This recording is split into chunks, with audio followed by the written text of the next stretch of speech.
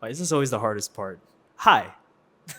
So this is gonna be a little bit of a weird video, mainly because it's something that I recorded and finished all the implementation for, I think a year ago. So if things are out of order and it looks like my hair is regressing and progressing randomly, that's why.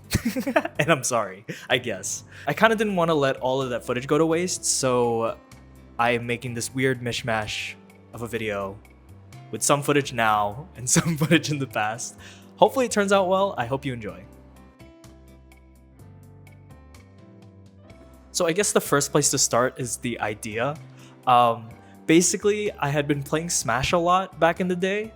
Not so much anymore, but when I was playing, I realized that I was shielding a lot. And because of that, I would shield, my opponent would notice, they'd pick up on my patterns, and then they'd punish me accordingly, and I'd lose a lot.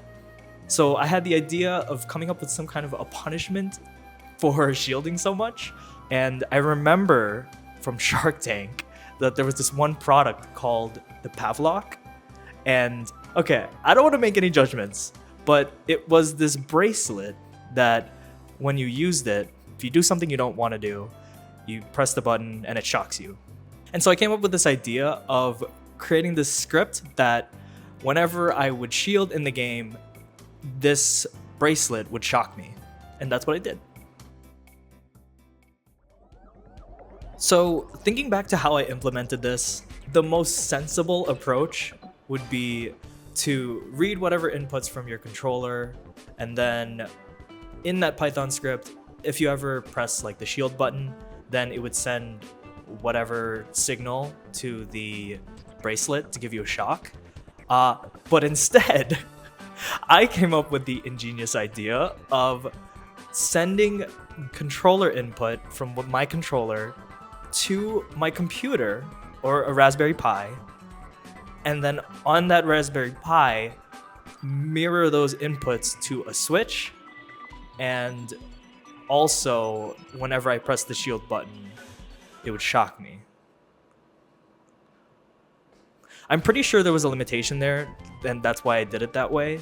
Basically, to be able to read the inputs while also playing with that controller, you can't really do that so easily.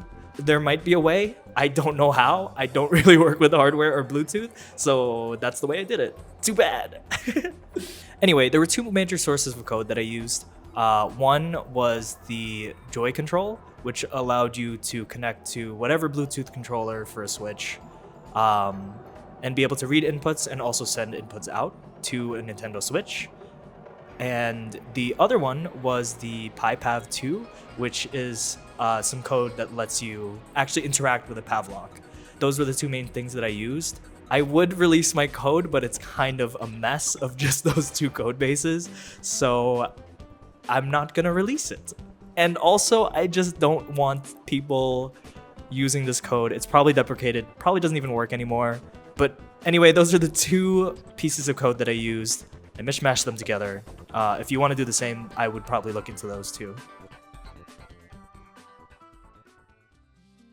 Some stumbling blocks. I remember when I was first coding it, just getting the stupid Raspberry Pi to connect to the actual Nintendo Switch was so annoying.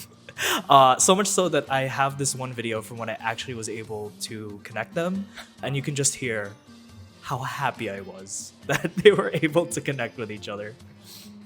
Oh wait, hello. Oh, oh, oh, oh, oh my god.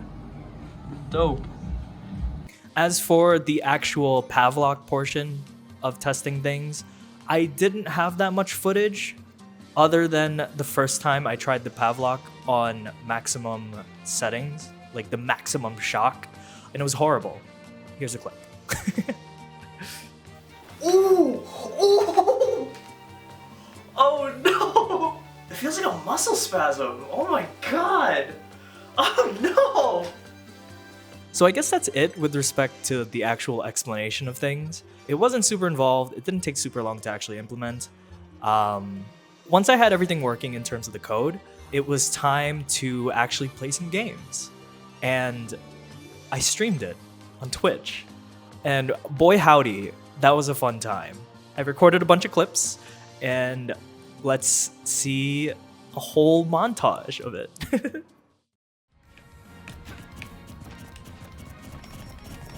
Oh. Ooh. Oh no! Oh wait! Ooh! I tried to tech too. Ooh! How fitting is it that I'm fighting Pikachu too? Wire stage has his own. Ooh! Ow! You see, I took the shock there. What is with the stage hazards? It's not fun to air dodge. Oh no! Ooh! That hurt. No! No! This game just ends. Ooh! Ooh! Oh no! If we can just get one win with this happening, I'll be happy. With the... Ooh, and I can't dodge easy! Oh no! Ow! Oh, shit! I'm not shielding. I'm not. Ow! Okay, alright. Let's recoup. Let's recoup. That was actually so painful. Uh-oh. Okay. And I shocked myself. Let's keep it going. Ooh! Ooh! Switching colors shocks me. Probably one of the worst ideas I think I've ever had. I am getting a little desensitized though, not gonna lie. Ooh, okay. The control's lagging. That's good. Oh god, and my shield freaking hurt. Let's get this bread. Ow. Ow! Disadvantage state sucks with this thing on. Why is my jump button not working? Why is my jump button not working? Oh. No! That kills. Sheesh. Good news is code's working pretty well. Except for the fact that I am bad at Smash. Can I get an F in chat? Ow. Ow. Ow. Which one's Libre? Is it?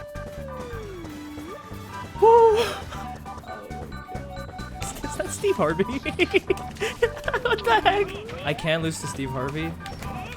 Is that a counter? What the heck? Ah! No! Oh my god. I lost to Steve Harvey. I really just lost to Steve Harvey. Yeah, that sucked. Anyway, some quick reflections. I don't think it had an actual lasting effect on my gameplay. I think to actually improve, all you have to do is just mindfully practice, notice when you're doing the wrong things, and try to correct it. Maybe watch some replays. There's definitely a better way than just shocking yourself. But more than anything, I think it was a really fun time. It was my first time streaming, and it was loads of fun just chatting with everybody. Even though I had a bunch of technical issues that I didn't show earlier. It was horrible. Oh my god, it was so bad. But anyway, all things aside, I think it was fun to build something that personally connects with me and I thought was interesting. And ultimately, I think it's still a good experience to do something like this. You know, if you're in a place where you have these skills that you can build things, I think it's very much worthwhile to come up with these wacky ideas, create something a little bit silly, and you'll probably learn something along the way. And if you don't, you still had a fun time, like I did, clearly. But yeah, I guess that's the end of the video. I hope you enjoyed. Please like, subscribe. That's so bad. Please give it a like and subscribe if you enjoyed. And I'll catch you next time. Thanks for watching.